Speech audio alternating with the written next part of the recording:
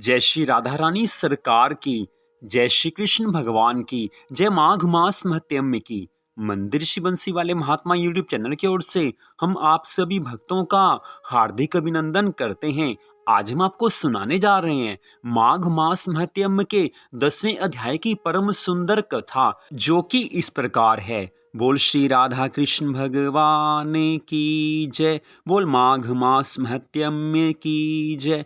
पिछले अध्याय की कथा में आपने सुना था कि किस प्रकार यमदूत विकुंडल को ये बताते हैं कि मनुष्य कौन से शुभ कर्म करने से नरक को प्राप्त नहीं होते। अब उसी कथा का आगे वो वर्णन करते हुए कहने लगे हैं। यमदूतों ने कहा है कि हे विकुंडल, एक बार भी जो मनुष्य गंगा जी में स्नान कर लेता है वो सब पापों से छूटकर अत्यंत ही शुद्ध हो जाता है। जो गंगा जी को दूसरे तीर्थों के समान समझता है वह अवश्य नरक में जाता है। भगवान के चरणों से उत्पन्न हुई गंगा जी के पवित्र जल को भगवान शिव शंकर जी अपने मस्तक पर धारण करते हैं। वह ब्रह्म जो संदेह रहित प्रकृति से अलग और निर्गुण है, ब्रह्मांड में उसकी समानता किससे हो सकती है। गंगा जी का नाम हजारों योजन दूर से ही लेने वाला मनुष्य नरक में नहीं जाता। इसलिए मनुष्य को अवश्य ही गंगा जी में स्नान करना चाहिए। हे विकुंडल, जो ब्राह्मण दान लेने का अधिकारी होकर भी दान नहीं लेता वह आकाश के नक्षत्र में चंद्रमा के समान है। जो कीचड़ से गऊ को निकालता है, जो रोगी की रक्षा करता है या जो गौशाला में मरते हैं वे आकाश में तारागण होते हैं। प्राणायाम करने वाले मनुष्य सदैव उत्तम गति को प्राप्त हो जाते हैं। प्रातः समय स्नान के पश्चात जो 16 प्राणायाम करते हैं वह घोर पापों से बच जाते हैं। जो मनुष्य पराई स्त्री को माता के समान समझते हैं वह यम की यातना को नहीं भोगते हैं। जो पराई स्त्री का मन से भी चिंतन कभी नहीं करता वह दोनों लोकों की सुख संपत्ति को प्राप्त कर लेता है। पराई स्त्री का चिंतन करना ही नरक का द्वार है। जो पराये धन को मिट्टी के समान समझता है वह अवश्य ही स्वर्ग में जाता है। पराया धन, पराई स्त्री, ये दोनों वस्तुएं ऐसी हैं जो मनुष्य को नरक में भेज सकती हैं। इसलिए इन दोनों से बचना चाहिए। जो मनुष्य सदा ही पराये धन और पराई स्त्री के पीछे पड़े रहते हैं उनको हड़पने की कोशिश में लगे रहते हैं, ऐसे पापी मनुष्यों को नरक में जाने से कोई भी नहीं बचा सकता। जिसने क्रोध को जीत लिया है मानो उसने स्वर्ग ही को जीत लिया है। जो माता पिता की सेवा देवताओं के समान करता है वह यम द्वार नहीं देखता है। माता पिता की सेवा से बढ़कर इस संसार में कोई भी पुण्य कर्म नहीं है। भगवान की कृपा से 84 लाख योनियों में सर्वश्रेष्ठ ये मनुष्य योनि मिलती है, लेकिन ये मनुष्य का शरीर माता पिता के द्वारा प्राप्त होता है। इसलिए माता पिता को भगवान का स्वरूप माना जाता है। जो माता पिता की सेवा करता है उसने मान लो ठाकुर जी को प्रसन्न कर लिया। और जो गुरु की सेवा करते हैं वह अवश्य ही ब्रह्मलोक को प्राप्त होते हैं। शील की रक्षा करने वाली स्त्री धन्य है। शील भंग करने वाली स्त्री यमलोक में जाती है। जो वेदों और शास्त्रों को पढ़ते हैं या पुराण और संहिता पढ़ते और सुनते हैं तथा जो स्मृति का व्याख्यान और धर्मशास्त्र समझते हैं या जो वेदांत में लीन रहते हैं वे सब पापों से रहित होकर ब्रह्मलोक को प्राप्त होते हैं। मनुष्य का जीवन अगर धर्म कर्म के बिना बीत जाए तो समझ लेना कि उसको अवश्य ही नरक में जाना पड़ेगा। मनुष्य जीवन प्राप्त करके जिसने भगवान की भक्ति में अपने मन को लगाया है, जिसने ये समझ लिया है कि मुझे मनुष्य जीवन प्राप्त करके भगवान की ओर जाना है, यमदूत विकुंडल को ये सारी कथा सुना रहे हैं और हम आपको बीच में एक बड़ा सुंदर दृष्टांत देते हैं। तो भागवत रहस्य में एक बड़ा सुंदर दृष्टांत दिया हुआ है। एक मनुष्य समुद्र के तट पर नहाने के लिए गया है। समुद्र तट पर बैठे हुए उसे सुबह से शाम हो गई, लेकिन वो नहीं नहाया। उसके किसी मित्र ने शाम को उससे पूछ लिया कि हे मित्र, तुम्हें सुबह से शाम यहाँ पर बैठे बैठे हो गई है, तुमने अभी तक स्नान क्यों नहीं किया? तो उस मनुष्य ने कहा है कि जब समुद्र की लहरें शांत होंगी तभी तो मैं स्नान करूंगा। सुबह से शाम तक अभी तक मैं समुद्र की ओर देख रहा हूँ, लहरें शांत होती ही नहीं हैं। तो उसके मित्र ने कहा है कि हे मित्र, समुद्र में लहरें कभी शांत नहीं हो सकती, नहाना है तो अभी नहा लो, समुद्र की लहरें कभी शांत नहीं होती। ठीक ऐसे ही जो मनुष्य ये समझते हैं कि सारी जिम्मेवारियों से फ्री हो जाएं, सारी जिम्मेवारियों को पूरा कर लें, उसके बाद भगवान की भक्ति करेंगे ही करेंगे। जो मनुष्य ऐसा समझते हैं कि जब अच्छा समय आएगा उस समय शांत मन से भगवान की भक्ति करेंगे, वो इंतजार में रहते हैं कि कब अच्छा समय आए और कब भगवान की भक्ति करें। नादान मनुष्य ये समझते हैं कि जब जिम्मेवारियां खत्म होंगी तो भगवान की भक्ति करेंगे, जब अच्छा समय आएगा तो भगवान की भक्ति करेंगे। उन्हें यह समझना चाहिए कि मनुष्य जीवन प्राप्त करके कभी भी जिम्मेवारियां तो खत्म हो ही नहीं सकती। एक जिम्मेवारी पूरी हुई तो दूसरी सामने खड़ी हो जाती है, और मनुष्य जीवन में पूरा शांत समय, पूरा अच्छा समय तो कभी प्राप्त नहीं हो सकता। इसलिए भक्ति करनी है तो आज ही करनी चाहिए, आज से ही इसी क्षण से भक्ति की जा सकती है। जो ये सोचता है कि अच्छा समय आने पर या कल भगवान की भक्ति करेंगे, वो भगवान की भक्ति करना ही नहीं चाहते हैं। भक्ति करनी है तो आज से, इसी क्षण से करनी पड़ेगी।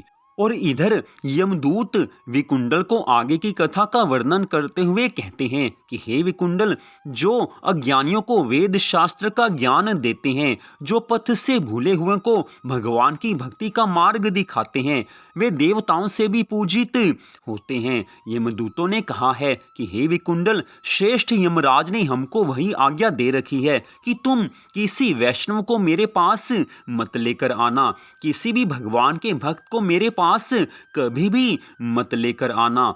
हे विकुंडल, पापी लोगों को इस संसार रूपी नरक को पार करने के लिए भगवान की भक्ति के सिवाय दूसरा और कोई उपाय नहीं है, नहीं है, नहीं है। भगवान की भक्ति ना करने वाले मनुष्य को चांडाल के समान समझना चाहिए, क्योंकि ये मनुष्य जीवन भगवान की भक्ति के लिए मिला हुआ है, और जिस कार्य के लिए मनुष्य जीवन प्राप्त हुआ है उस कार्य को जो मनुष्य नहीं करता वह अवश्य ही चांडाल कहा जाएगा। हे विकुंडल, शास्त्रों में वर्णन आता है कि जो मनुष्य भगवान की सच्ची भक्ति करते हैं, पूरी श्रद्धा भावना से भगवान की पूजा आराधना में अपने मन को, अपने समय को लगाते हैं, जो प्रतिदिन शास्त्रीय ज्ञान चर्चा के द्वारा अपना जीवन व्यतीत करते हैं, जो हर क्षण भगवान को याद रखते हैं, जो विशेष विशेष मासों के आने पर भगवान की भक्ति करते हैं, जो विशेष व्रतों के आने पर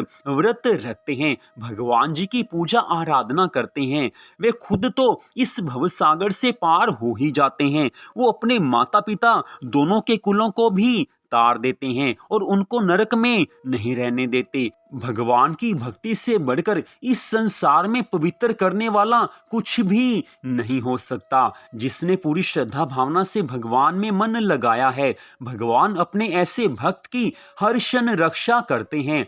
भक्त से कुछ पाप कर्म हो भी जाए, अनजाने में भक्त से कुछ अपराध बन भी जाए, तो भी भगवान अपने भक्तों के उस पाप कर्म को, उस अपराध को क्षमा कर देते हैं, क्योंकि भगवान अपने भक्त की मन की भावना को देखते हैं। अगर भक्त के मन की भावना शुद्ध है, अच्छी है, तो भगवान ऐसे भक्तों पर सदा अपनी कृपा बनाए रखते हैं।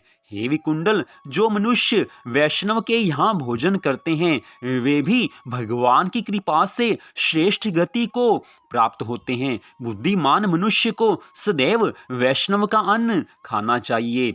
इससे बुद्धि पवित्र होकर पाप में मन नहीं लगता है। जो मनुष्य बिना भगवान को भोग लगाए भोजन कर लेते हैं वे मान लो पाप कर्म करते हैं। इसलिए मनुष्य को यही उचित है कि वो सात्विक भोजन बनाकर पहले ठाकुर जी को भोग लगाए। भगवान को भोग लगाकर जो शेष बचा हुआ प्रसाद मनुष्य खाता है उससे जीवन में सुख शांति आ जाते हैं। मनुष्य की बुद्धि उससे सुधर जाती है और जब बुद्धि का सुधार होता है तो मनुष्य का मन अपने आप ही भगवान के चरणों में लग जाता है। भगवान के प्रसाद की इतनी महिमा है कि प्रसाद को खाकर अपने जीवन को सुधारा जा सकता है। प्रसाद का निरादर कभी नहीं करना चाहिए।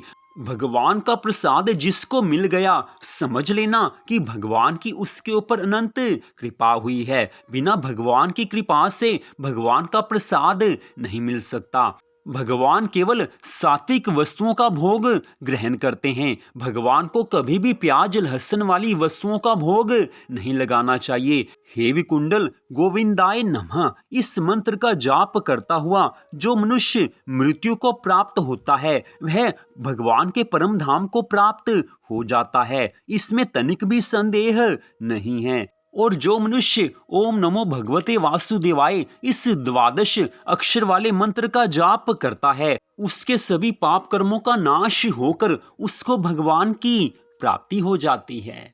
बड़ी सुंदर कथा का वर्णन आज यमदूतों ने विकुंडल से किया है और श्रीमद् भगवद गीता में भगवान ने अर्जुन को स्पष्ट बताया था कि हे अर्जुन, जो मनुष्य जीवन की अंतिम सांस में मेरे को स्मरण करता हुआ किसी भी तरह से भगवान को याद रखता हुआ अगर शरीर को त्याग कर जाता है उसको सीधा भगवान के धाम की प्राप्ति होती है। जीवन की अंतिम सांस में किसी भी तरह से अगर भगवान की याद आ जाए तो समझ लेना कि भव सागर से पार हो रहे हैं, सीधा भगवान के धाम में जा रहे हैं। लेकिन जो मनुष्य संसार की याद करता हुआ अपने शरीर को छोड़ता है वह पुनः 84 लाख योनियों में जाता ही जाता है। इसलिए मनुष्य जीवन प्राप्त करके सदा भगवान की भक्ति में लीन रहना चाहिए ताकि जीवन की अंतिम सांस में भगवान की याद आ सके। अपने सब सांसारिक कर्मों को करते हुए अगर हम हर क्षण भगवान जी के नाम को याद रखते हैं